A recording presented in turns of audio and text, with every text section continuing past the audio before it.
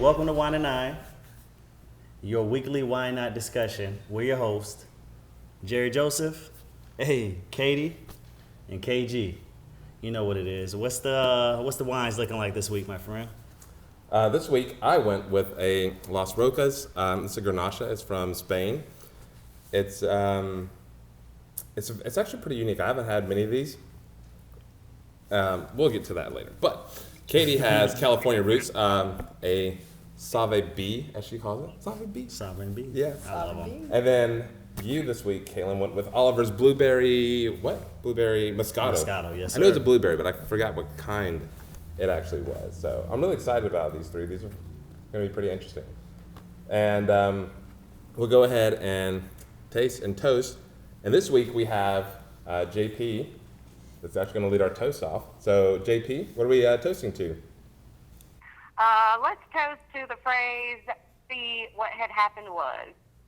See what had happened was. That's like your number one phrase. Yes, it See is. what That should be on your happened was- gravestone, by the way. See what happened was. Cheers to that. Cheers.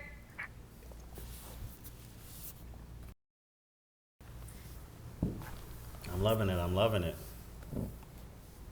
Yeah, yours should be very interesting. Blueberry Moscato. I taste the blueberry. It's good. It's really smooth. Not much citrus, but it's definitely like a natural bubbly to it. I even like pick up on like some hint notes of cherry. It's right up my alley. Not too strong, but definitely on the sweet side. How you feel about yours? I like it. It's very citrusy. I almost feel like it could kind of be mistaken for a Moscato because it's super fruity, mostly citrus. Oh wow. Definitely acidic, as a Sauve B should be. It's a good one. I picked this one because it was on a list of top 10 wines to get at Target if you're on a budget. I don't know about the list of top 10 if you're not on a budget, but this is a good one if you are. Yeah. I really, really like this one. I haven't had one of these, I don't think ever. From this, so the Grenache is a wine that grows in a very arid and rocky like part of Spain, like the southern part, and its roots actually go pretty deep into the ground, and it's supposed to have like more of a pronounced flavor because of that.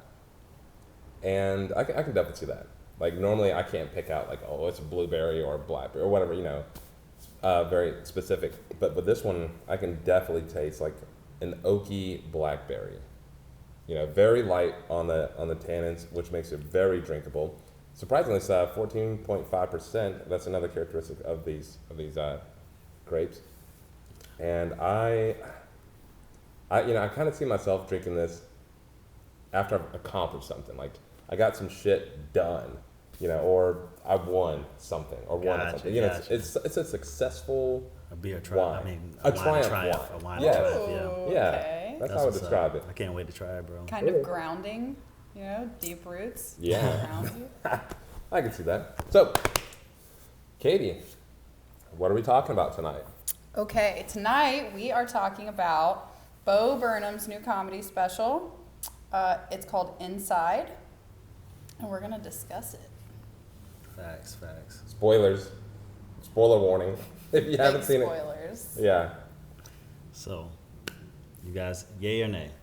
So I want to hear what you have to say as a new Bo Burnham fan or not fan. Overall, it was a great special. It's just not particularly up my alley. I definitely reward him for the creativity. You put somebody in a room and they come up with everything that he came up with, Yeah. definitely a thumbs up. It's just I can't. It's the whole music special deal is just not. It's not my thing. Now that's just the start. Yeah. Did you enjoy it? I absolutely loved it. I thought it was 10 out of 10 brilliant in so many ways. Like I always find his comedy to be really funny, really engaging, and introspective. But he's also extremely creative. And I don't know, man, like, especially from a cinematographer standpoint, it could not have been It was any better. yeah. I'd agree with that. You think about most comedy specials are just a person on a stage, kind of walking back and forth. Maybe they'll sit down on a stool, and that's it. That's your whole special. But his was completely different all the way through. Yeah, I like that you can watch him throughout the special tinker with it. I like that he left those moments of getting frustrated and kind of messing with the lighting, that it wasn't just the perfect result, that you watched him kind of get mad and throw the camera. And, that could have been, pre-recorded or I'm pretty sure it was. I was thinking I think that was premeditated, a lot of it, or pre-organized. Not to take away from it, because it was that. Okay, so there's this one scene where he drops it and it looks accidental. You know what I'm talking about? Oh, yeah, Where it's a like the transition camera? and it goes all black. He's like accidentally, and the camera falls, and it's like, I thought that was awesome. You know what I mean? Like, I also, all right, to kind of go on what you were saying though, as far as like most comedy specials where it's the walking back and forth, sitting on a stool. But I prefer, that's my preference of comedy style, because you have one take to get it right. And as I was watching the show, I was like, yes, it's awesome. One thing I won't take away from him, he's a comedic genius. I love that. Absolutely. I cannot take that away from him. Yeah. His mind, the way it works, I love that. But it's not, I won't say it's not hard to be, but when you're given so much time to construct something, you're gonna get that. You know what I mean? And it's like, I'm a big stand-up guy. I don't know about y'all. Me too. Absolutely, It's my favorite art Like, form. I love it, man. Yeah.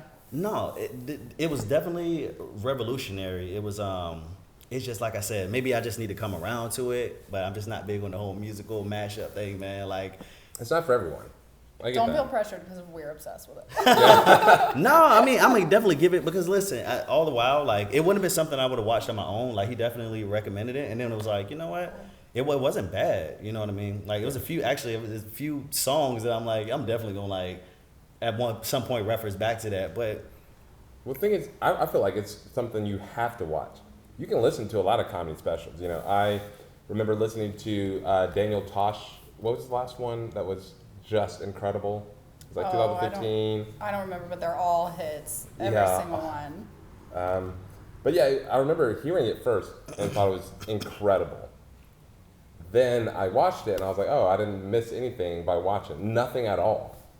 But with Bo Burnham's Inside, it's something you have to watch it. There's so much that he throws in every moment that engages you in a different way. It sends a different message for a lot of different things, and I thought that was absolutely brilliant. Oh, for sure. The special lends itself to rewatches for sure. Oh, yeah.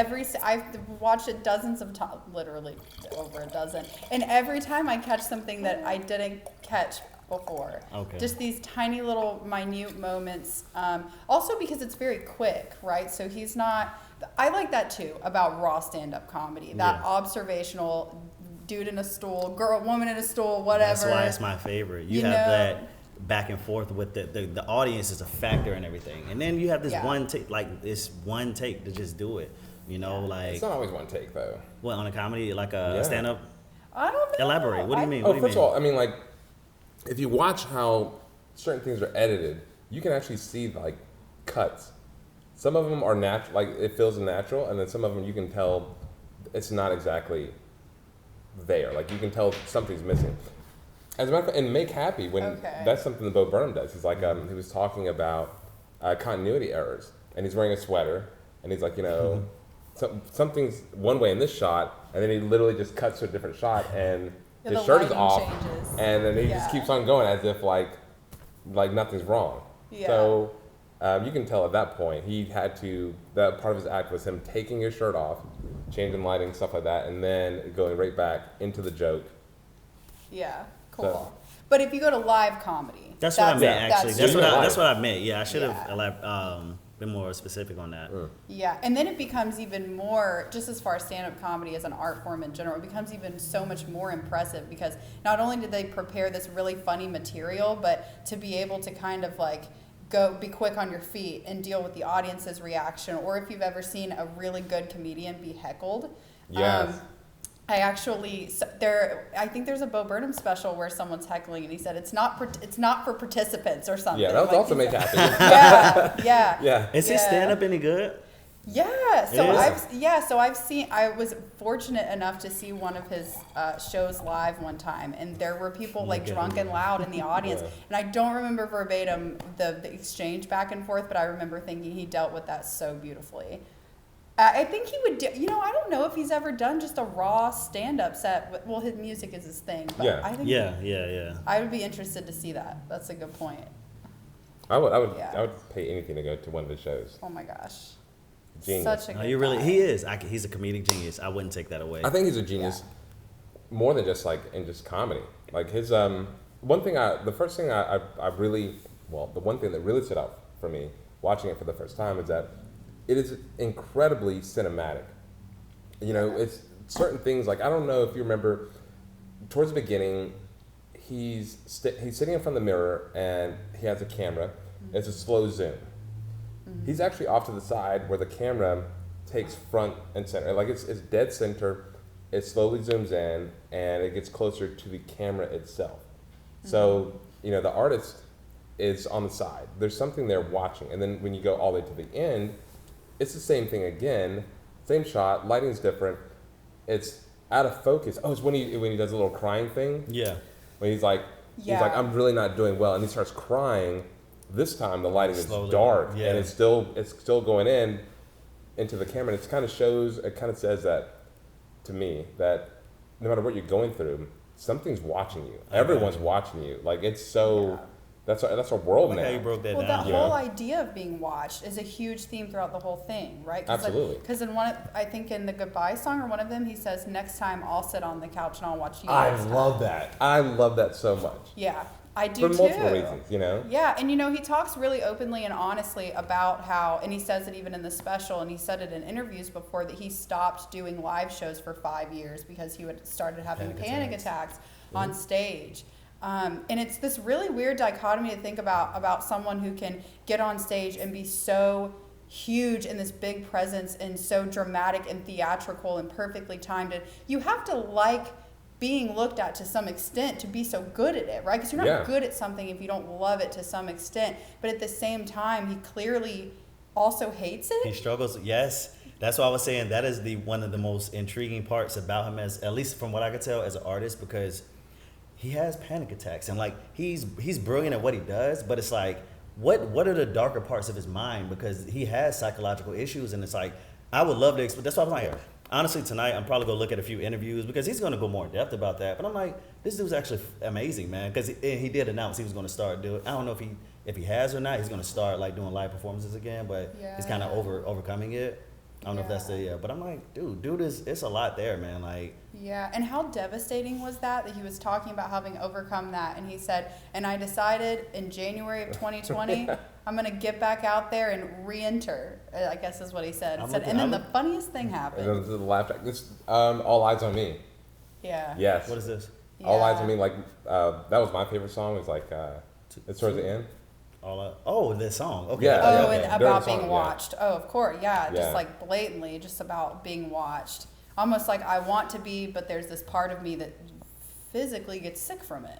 That's such a weird thing to think about. Maybe when he first started, I think he started at 14 He was on 15. YouTube. Today 15? was the 15-year anniversary of him starting his YouTube channel.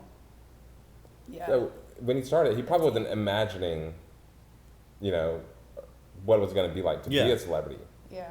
And then once you get there, and it's a little bit different than what you thought, it could be tough to handle then. Does that make sense? You know what? I think I can actually. It makes a lot of sense, and I'm gonna give an example of something that I can at least compare it to. So, I've been in the service industry for a long time. When I first started, you build up regulars for so long, then it's to the point now with the restaurant that I'm currently at. I'm really well known. So, like, even on the day in which I'm like not really looking to be social, 9 times out of 10 there are gonna be like 5 or 6, people that come in and it's like, yo, hey, what's up? And it's just like it's not. I don't want it. If to say it That simply. makes sense, yeah. And I mean, Can't so say I that couldn't it's fathom. terrible. I couldn't fathom being a celebrity. You know what I mean? Like, Or you don't have a choice. Yeah. You Yeah. can't call in. Or maybe you can for 5 years. I guess you can call in, but That's you. I went up to the old bar that I worked at with a friend, and we were gonna have. It was going to be an intimate, like, deep conversation just about how life was going. and stuff like that. And as soon as we get there, like, I didn't make it to the bar. We ran into like 6 people. I'm like, all right, cool, great. Man. And the whole time, I think we probably spent 5 minutes out of 2 hours being able to actually talk and connect with each other. You know, and everyone's like, oh, I want to see you. Oh, so. Yeah. that But if was you one saw night. no one, if no one ever wanted to see you or hang out with you, you sat alone in a bar, you'd be real sad. Bingo. That's the thing. I don't know what that's like. Bingo. Right. It's kind of like when your phone blows up, you're like, oh, everyone's calling and texting me. But if no one calls Nobody's or saying, texts yup, you for yeah. a whole day, you're going to die alone probably. Yeah. Not really. Yeah. But it feels like it, you know? Yeah. I think that's kind of what I get that kind of mood from him in this special. Like I want it, but I don't. I want it, Facts. but I don't. Yeah. Yeah. But I think that the stuff that he talks about with his mental health, with the panic attack, and the emotion that he went through the pandemic, I do think that that's authentic. It just felt really authentic to me. Oh, yeah. And I think that I think you can make the argument that it's kind of on trend to focus on these kind of like how we're all individually suffering and kind of externally suffering together for the last year, depending on what your circumstances were. I think that a lot of people, I think the reason that people love this special, because this special has blown up and gotten so much just rave reviews. I think that it's because just relatability. Absolutely, Yes. yeah. You Yes. know, and I think that some people, we have to remember, like going through the pandemic, it depends on where you are, how truly isolated you were. I mean, can you imagine having been in like a 500 square foot apartment in New York City where these massive death rates around you, you can't leave your apartment, you can't go outside, you've got 500 square feet and you live by yourself, and maybe you have health problems where you're truly concerned, not just, Yeah. I'm concerned for everyone else, I'm going to do what I'm You're supposed like, to. I don't want to die. Kind of thing, Yeah. Yeah. That is, I mean, that's really, that's devastating to even think about, you know. It was a little more lax for me. You Yeah. know, like I did hang out with like 6 people and that was it Right. for the whole time. And that was lucid. Like, it was pretty much just me and Drew. Like, Yeah. Yeah, right. Depending on where you are and how seriously it's taken or how serious it actually was. I think that also maybe even without the pandemic, there might also still be some relatability to just the things he said about, I was that kid stuck inside in my room. I feel like he made it a point to say, like, I've been inside. Yeah. Like, this isn't my first rodeo being stuck in my room. He went to an all-boys Catholic school. I think you can probably assume he had strict parents. I don't know. yeah. And now he's back in back a room inside. by himself making music and, being funny again. He's right back to where he started. That's a great point, which, like, the scene of him watching his 15-year-old self on the keyboard. Yes. Full circle. Yeah, the way he does a lot of that stuff was really, really cool. One of the shots I was thinking of was the one where he's talking about don't kill yourself. Yeah. And when it first starts, like, he doesn't take up a lot of the frame. He's center, but he's lower third, and I thought, that's weird. That's a very strange choice to make. And then the very next shot is him sitting down, and he's wearing a white shirt, and it's projected on him. And so he sees himself saying, don't kill yourself. And it's kind of like, it's an internal monologue. Yeah. And he's like listening, and then he like scrolls on his phone, and he goes back to like taking it in, and then back to the phone, and then back again. I thought that was really, really brilliant. And did you notice that while he's listening, like, that expression that you're talking about is kind of that, like, when you're listening to your parents, like, I hear you, but I don't care, and I don't agree. Yeah. And also the fact that his beard was grown out. So it was was like an older, more weathered version of himself, listening to a younger, more optimistic version of himself. Exactly. Yeah. I noticed that too with his beard being longer, and I was like, it's like the older, wiser one being like, "Ugh, if only he knew. Whatever. Yeah. Whatever. Scroll. He knows nothing. Yeah. And visually, from photography people, speaking of it being dark, did you guys feel like some of those focus on the camera lens kind of looked like the barrel of a gun? I can kind of give you that. There's one specific scene where it's just the lens, and you can't even see the rest of the camera. It's just that circle, and it just looks to me like you're staring down the barrel of a gun. Is this towards the beginning, middle, or end? I think it's twice, and I want to say that it's the scene you're talking about where they slowly zoom. Yeah. Yeah. Yeah. That's wild, man. Y'all broke this thing down. God. Yeah, you have to. What were you saying, Frank? Time to switch it up, guys. Time to switch it up. Share the Switching? flavors. All right, cool. All right, let's do it. Who's taking Right. what? All right, I'm gonna take yours first. There you go. Oh wait, you. Never mind, forget. We all have to trade. We gotta come Sorry. up with our routine. Pass to the left or something. I don't know. There you go. Wait, what is this? Oh, this is yours. I can tell because there's no blueberry in it. Right. Citrus. That's how they be. Wow, that's sweet. Mm-hmm. Did I ever tell you I don't like sweet wines? You did just now. It's like you said, it's subtle tannins. Yeah. It's kind of on the tart side though. Really? It's not. Yeah. I didn't get that. Maybe you have to drink a little more. Mhm. Maybe we're just a little different. Or maybe I'm a little. I don't know, dude. We are polar opposite in wine. That's. If I tasted silk and silk tasted sweet, and then I made that into a wine, I feel like that's what this would be. It's funny. Silk? Yeah, it's silky. Smooth? Not just smooth. Texture? Silky smooth. Mm. Yeah, There's no bite to it at all. none. Yeah. To the left. To the left. Well, we'll get you some more. We're running low on hers. All right. I feel like yours is similar to mine. Great. A I'm little- not like it. I liked his last blueberry wine that he had. It was like I'm not yeah. picking up the blueberries. And Maybe this I'm one? just uncultured. I don't. it doesn't smell like it.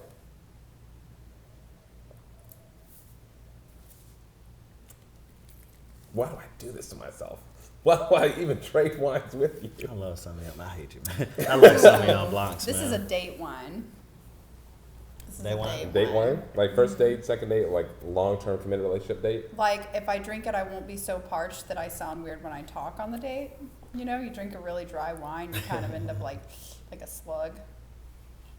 Okay, Okay, I think that's just a Maybe you not. thing. not super dry. I'm with you. I don't taste a lot of the blueberry here.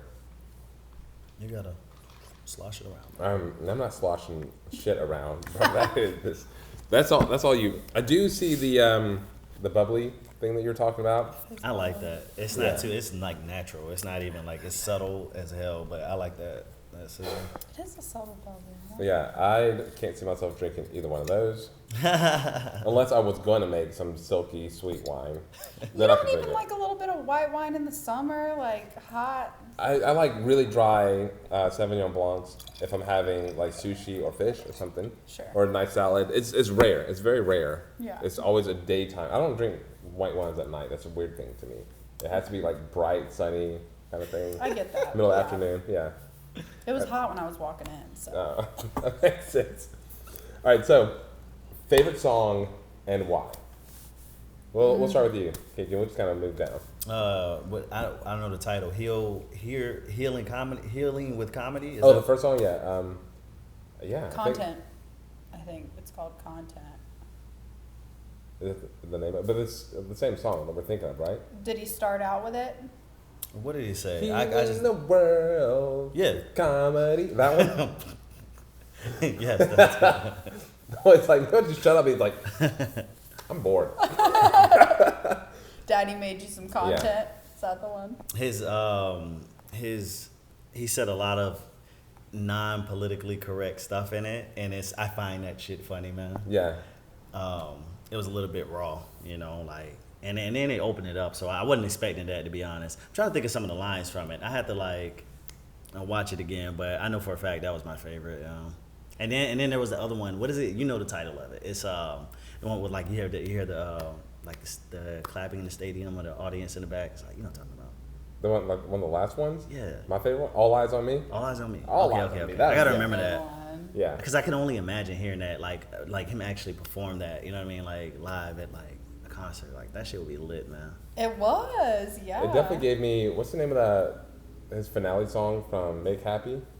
Oh, the taco, where the burrito? He's like, Mr. Burnham, No, is that different? Make Happy. And he's like, I wouldn't have got the burrito if I knew the contents of the burrito. I wouldn't have got the cheese if I knew it wouldn't fit. You know what I'm talking about? No, what? I gotta What? rewatch Make Happy. What? Okay, that song. It's been a minute. I can't go to Chipotle or Moe's ever without singing that song in my head every time. I'm even driving there. Once I make the decision that I'm going there, the song immediately plays automatically. We gotta rewatch. Well, yeah, we can do that We're tonight. gonna put you through Make so happy. much. Yeah, But give that me is- put, that- yeah. that song. Put me on, man. But so your favorite was the content healing. one or Is healing that what it's comment? called? Is think it it's healing? called It's content. content. Okay, content. But that's okay. So we're thinking the same song. So what about for you? I already know. I don't even know why I asked. What? Oh, What do you the mean? audience doesn't know. So What do you think it is? welcome to the internet. Okay. Well, welcome to the internet for sure. Oh, they're all so good. Also, I have to be honest. I loved White Woman's Instagram, but Yeah. not for the reasons you might think. It was silly and funny and hilarious, and him having like being in his whitey tidies and having like daisies on his eyes. Yeah. I mean, it just like made it.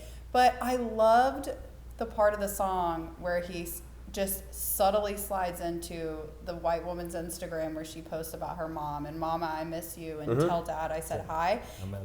Yeah, because it made me think when I was watching it and listening to it, like, I wonder if he, like, for research purposes, got on Instagram and just started looking at all these, like, white girls' Instagram, these ridiculous latte art, and just happened to stumble upon, by the way, Mama, I miss you, it's been a year. I mean, it's just giving me chills, like, because it's true, because I think it's so easy and to make fun of stereotypes, and it's so true. And stereotypes are funny sometimes, we laugh about them. And it felt like a very human moment. Like we all fall into categories and labels and left and right, especially now divisive and all of these sides, politically, socially. But he got to the human part of that joke too. Every song that he has a purpose and has a message. Yeah. And I remember listening to White Woman's Instagram and I was thinking, this is funny. Yeah. This is cool. And once I got done listening to it, I was like, oh, did I miss something? It's just a funny song. And then when I watched it again, so when he starts the song, he starts off in a 1:1 aspect ratio, which is what you see on Instagram. It's that perfect square. And he's talking about all these things that you see on Instagram, which I thought was, obviously funny. But then when he starts talking about that woman, they leave the 1:1 aspect ratio, and it goes to a 16:9. And I remember the first time watching this, like seeing the whole room open up. Oh wow. Now cinematically, you naturally watch things in 16:9. So when that happens, like it starts, coming out. I thought I was going to see something funny, but it keeps on going. And I think that the message that I got from it personally was, as you're going through these social medias and, everything is so orchestrated, you're sending a message, you're being someone, you're presenting yourself, your persona online. And then eventually, every so often, you find someone that's just being raw and real. I can imagine scrolling through Instagram and seeing, the tiny pumpkins and the stars and the latte art. And then every so often, you'll run into someone that's actually using it just to actually express who they are. And then you go back to scrolling to like, the golden retriever and, and stuff like that. So I think the message there was pretty much how we use these social media outlets. Well, we can use them in different ways to be literally different people. You can be everyone else and you can also just be yourself.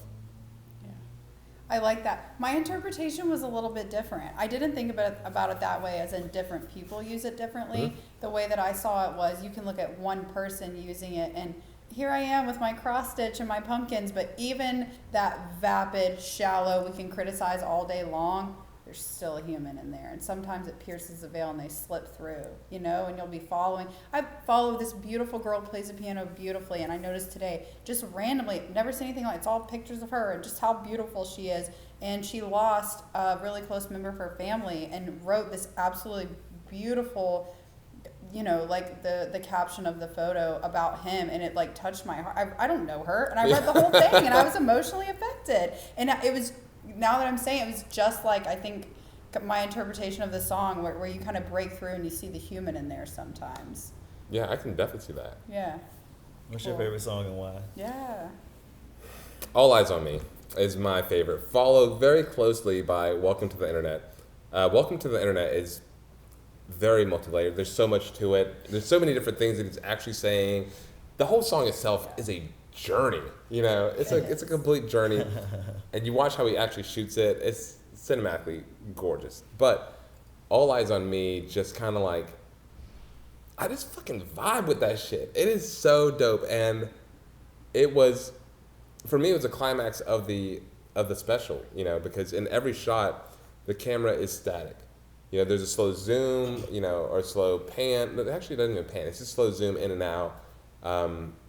But the camera never physically moves, except for the time it falls. And during the song, he picks it up, and it felt almost like liberating. It was like you're right there with him. And it reminds me of the finale of Make Happy, where he's being the funniest that he's going to be. He's being trendy and catchy, but also he's being very raw and very real and letting you know, like, he's not okay. And it's kind of it's a fucked up thing to think about as, you know, as an audience. Like, I want to vibe with it and I want to laugh and I want to have a good time, but I feel what he's feeling and I'm like, I feel for you. And I'm like torn, like, I want to feel for you, but also like we're here to have fun, and it's a really strange duality. It's very conflicting. I get that. Go ahead. Yeah, did you guys happen to get where he actually picks it up and he's following himself around the room? I got Joker vibes, Heath Ledger's Joker. Yeah, me too. Yeah? Me too. Because he does that, right? If I 'Cause it's- remember correctly, he like films himself. With It's a certain the hostage, yeah. It's a certain Yeah. particular all that movement is going to create a sense of almost chaos, and to be honest, man, but liberating chaos, if that makes sense. Yeah. And I was like, I love that shit, to be honest, because it went from him being so structured with it, and he picked it up and he's like, man, I mean, it was lit. He snaps too right before he does. He's like, get Yes. up, get up, Get up. I'm fucking talking to you, get up. Yeah. And then it starts going around. That was just incredible. I can't praise that song enough.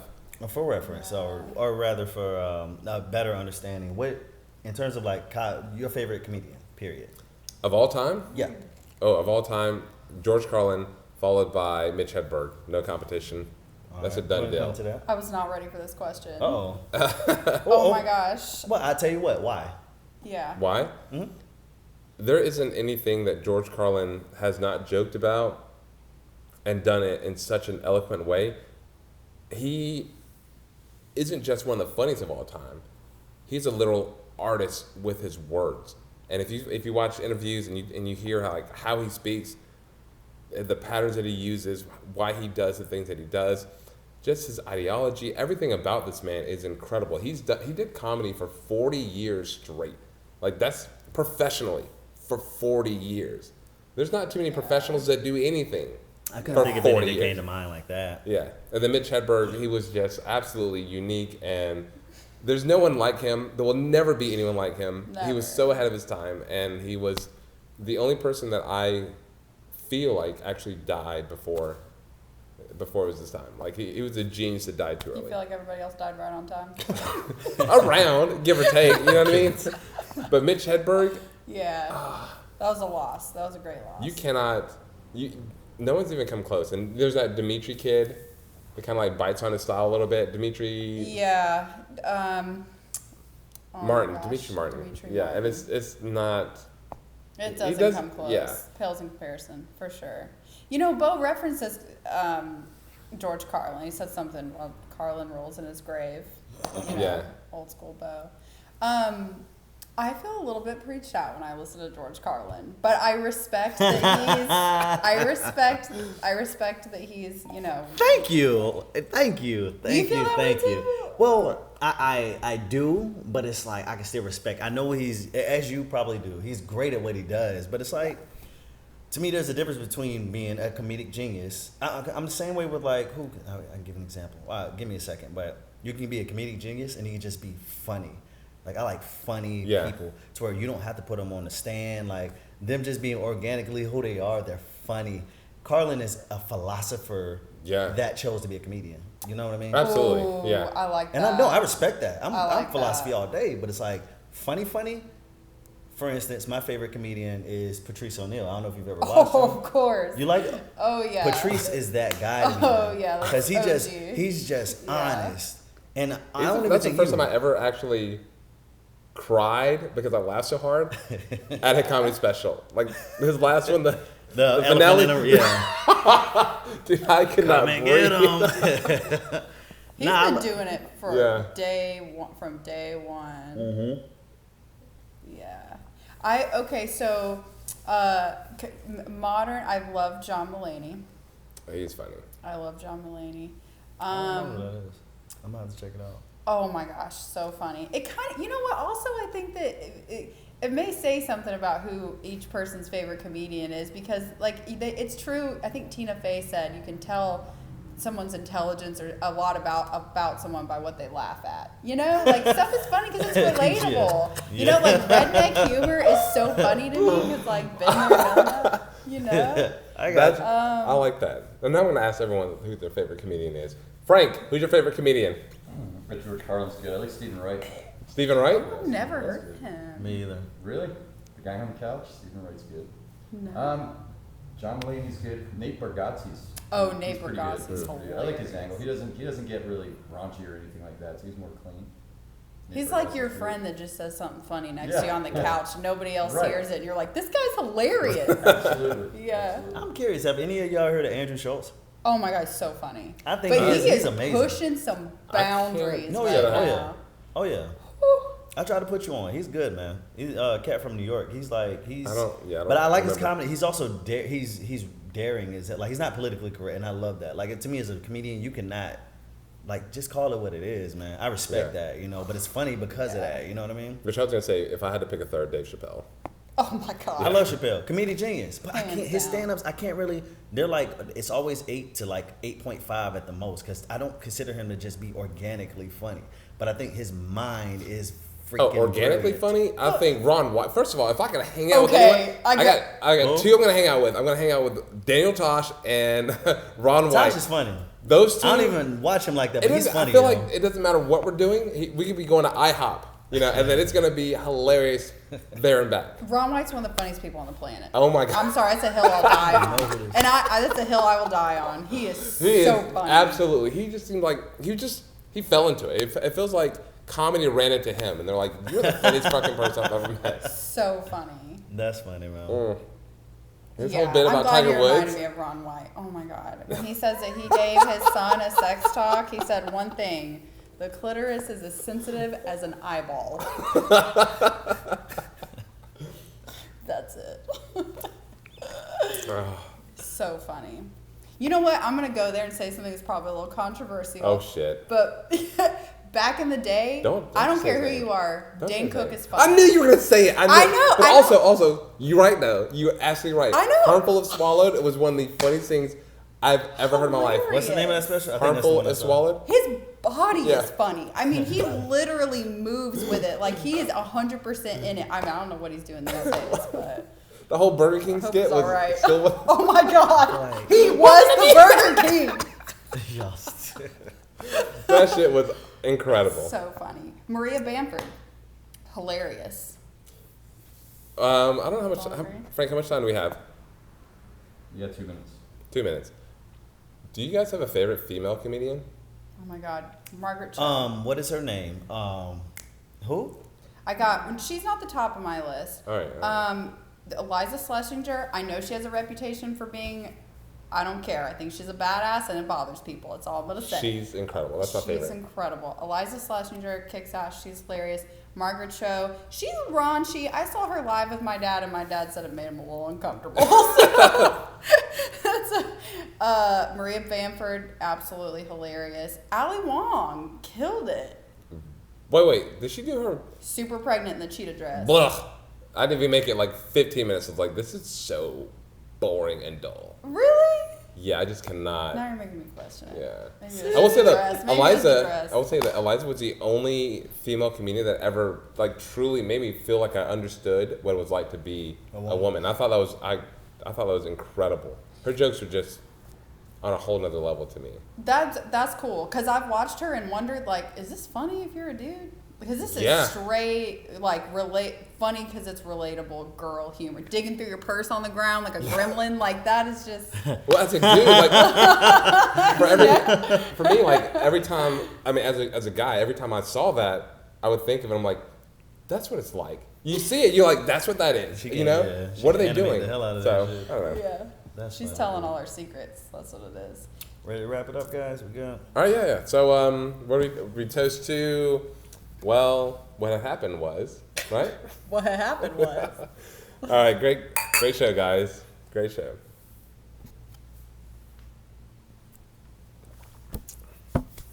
Let's watch that song from Make Happy right now. We think we know you? No, different? No, the ending song, the Okay. burrito taco one. Let's watch it. All right, let's go.